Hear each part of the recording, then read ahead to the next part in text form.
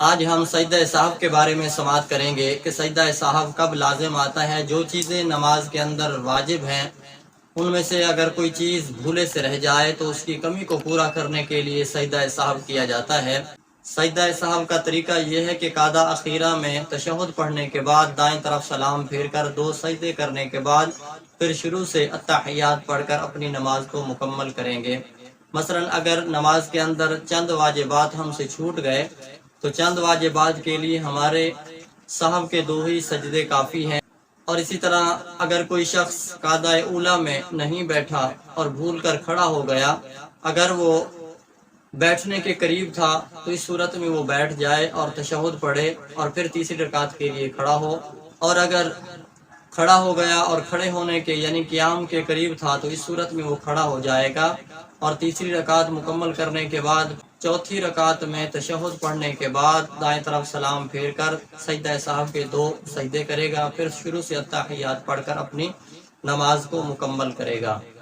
اگر کوئی واجب جان بوجھ کر چھوڑ دیا تو اس صورت میں سجدہ سہو کرنے سے نماز کی کمی پوری نہیں ہوگی بلکہ نماز دوبارہ لوٹانی پڑے گی۔ اسی طرح اگر نماز کے دوران اگر کوئی فرض رہ گیا،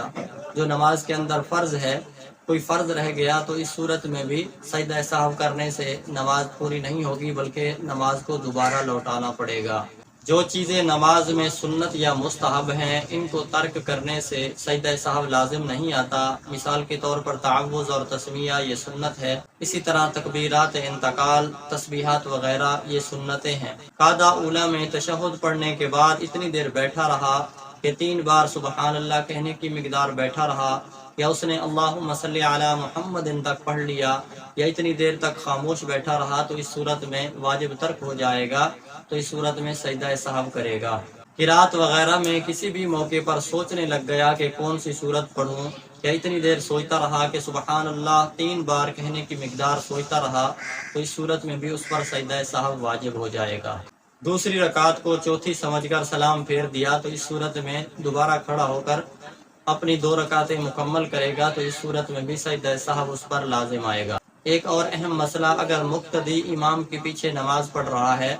تو مقتدی نے التحیات مکمل نہیں کیا تھا، تشہد مکمل نہیں کیا تھا اور امام کھڑا ہو گیا، تو مقتدی پر واجب ہے کہ وہ تشہد مکمل پڑھ کے پھر امام کے ساتھ کھڑا ہو، اگرچہ دیر بھی ہو جائے۔ اور اگر مقتدی نے رکوع یا سجدے میں 3 تسبیحات مکمل نہیں کی تھی اور امام نے سر اٹھا لیا تو مقتدی بھی امام کے ساتھ سر اٹھا لے، امام کی پیروی کرے، بقیہ